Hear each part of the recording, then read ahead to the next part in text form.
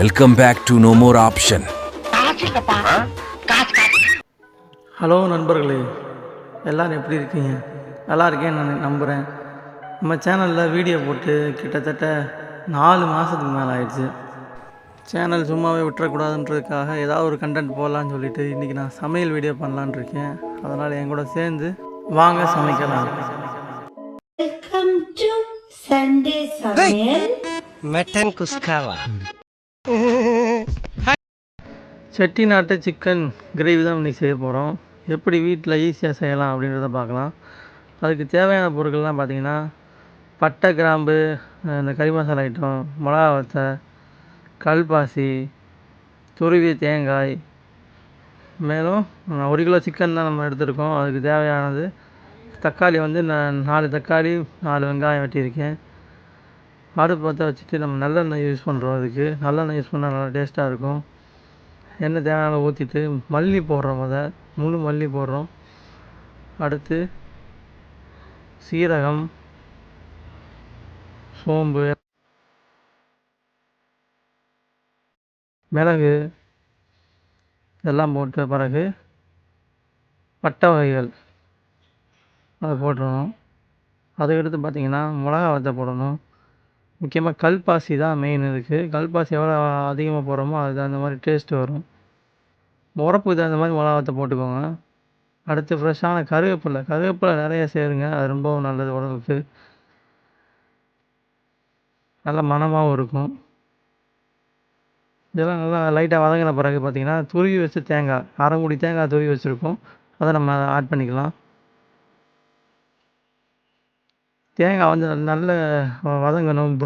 Brownish கலரில் வந்து அப்படியே அதில் அந்த தேங்காய் எண்ணெய் ஸ்மெல் வரணும். இந்த எண்ணெய் லைட்டாக தேங்காய் மிட்டாய்க்கு செய்வோம்ல அது மாதிரியான கொஞ்சம் வரணும். ஆனால் கருவை விட்டுறக்கூடாது. கருவை விட்டால் கொஞ்சம் கசப்பு மாதிரி வரும்.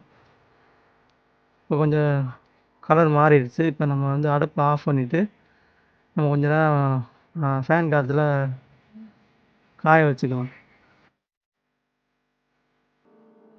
சூடு ஆறுனதுக்கப்புறம் இந்த மசாலாவை வந்து மிக்சியில் போட்டு தேவையான அளவு தண்ணி ஊற்றி நல்லா நைஸாக அரைச்சிக்கலாம். இதுதான் வந்து செட்டிநாடு கிரேவிக்கு டேஸ்ட்டு தரக்கூடியது மசாலா. ஆமாம். அடுத்து நம்ம பார்த்திங்கன்னா இஞ்சி பூண்டு பேஸ்ட்டு அரைச்சி வச்சுக்கிறோம் தேவையான அளவு.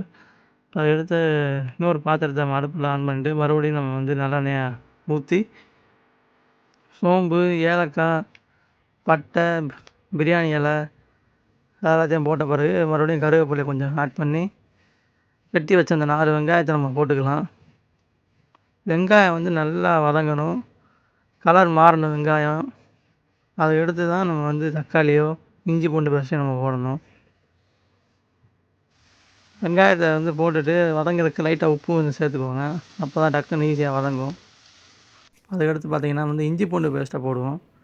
நிறையா பேர் பார்த்திங்கன்னா இஞ்சி பூண்டு பேஸ்ட்டை போட்டோன்னே அடி பிடிக்குது அப்படின்ட்டு டக்குன்னு வந்து தக்காளியோ இல்லை வேறு எதாவது போட்டுருவாங்க. ஆனால் அப்படி பண்ணக்கூடாது. இஞ்சி போட்டு ஒரு 2 நிமிஷம் 3 நிமிஷமாவது நல்லா வதங்கணும். அப்போ தான் அந்த பச்சை வாசம் போகும். அதை எடுத்து நம்ம தக்காளி ஆட் பண்ணிக்கலாம். தக்காளியை வந்து அப்படியே நல்லா கிண்டி விட்டோம்னா அப்படியே தக்காளி இருக்கிற தண்ணி நீர் இறங்கிடும். இறங்கி நல்லா ஒரு கிரேவி மாதிரி வரும். நல்லா வந்த பிறகு பார்த்திங்கன்னா லைட்டாக கொஞ்சம் தண்ணி கூட ஆட் பண்ணிக்கலாம். அதுக்கப்புறம் பார்த்திங்கன்னா மஞ்சத்தூள், உரப்பு தனி மிளகாத்தூள், மல்லித்தூள் எல்லாத்தையும் ஒரு தேவையான அளவு போட்டுட்டு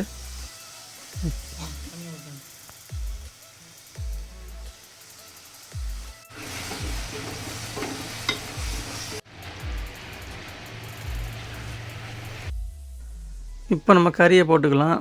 நம்ம 1 கிலோ வாங்கின அந்த சிக்கனை கழுவி இப்போ நம்ம அதில் போட்டிருக்கோம். அது கிரேவி, தக்காளி கிரேவியோட நல்லா கிண்டி விடணும்.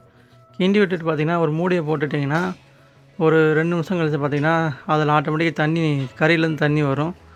அப்போ இந்த டயத்தில் தான் நம்ம மறுபடியும் லைட்டாக ஒரு கிண்டி விட்டுட்டு நம்ம அரைச்சி வச்ச அந்த செட்டிநாட்டு சிக்கன் கிரேவி மசாலா அதை போட்டோம்னா போட்டு கிண்டிடணும். கிண்டிட்டு நம்ம வந்து லைட்டாக உப்புலாம் செக் பண்ணிக்கணும். இப்போ தேவையான உப்பு தண்ணியெல்லாம் ஊற்றி மூடி வச்சுட்டிங்கன்னா அடுப்பு வந்து லோ ஃப்ளேமில் வச்சு ஒரு 10 நிமிஷம் லோ ஃப்ளேமில் வச்சுட்டிங்கன்னா குழம்பு ரெடி.